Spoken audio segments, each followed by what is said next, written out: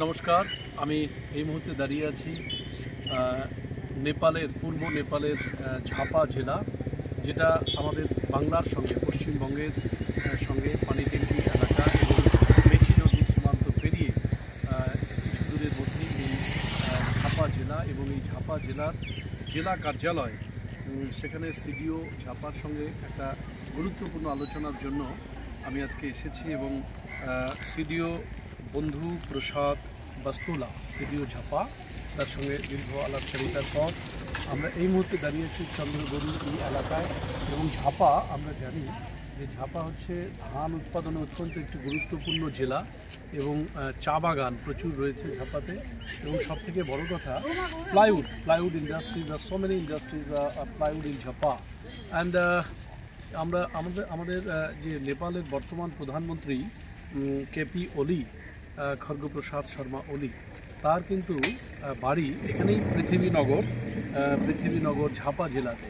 এবং সেই পৃথিবীনগর এখান থেকে খুব বেশি দূরে নয়, আজকে সেটা যাওয়া সম্ভব নয়।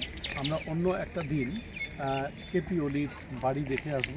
এবং এই ঝাপা জেলায় আমরা বিস্তীর্ণ সবুজের মাঝখানে আমরা দাঁড়িয়ে রয়েছি এবং এই এলাকাটা সম্পূর্ণরূপে ঠিক আছে, আমাদের সম্পূর্ণরূপে আমাদের প্রোটেক্টেড একটা জায়গা।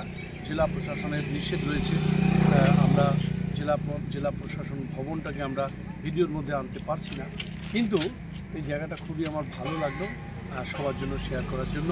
কিছুক্ষণের এই ভিডিও আমি ধরে রাখলাম এবং ঝাপা আমাদের পশ্চিমবঙ্গের সংলগ্ন একটি জেলা এবং এই জেলা সম্পর্কে আমাদের জ্ঞান থাকা বা অভিজ্ঞতা থাকা প্রয়োজন।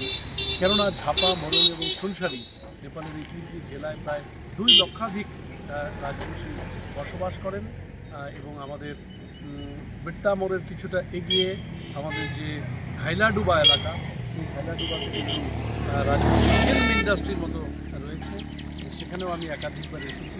এবং সমস্ত দিক থেকে এই এলাকা আমাদের কাছে অত্যন্ত গুরুত্বপূর্ণ এবং আরও বারবার আমরা যাতে এই এলাকায় এসে এখানকার যে ডেমোগ্রাফিক অর্থাৎ জনবিন্যাস, সে বিষয়ে আমরা আলোচনা করে যাব এবং তথ্য সংগ্রহ করে যাব।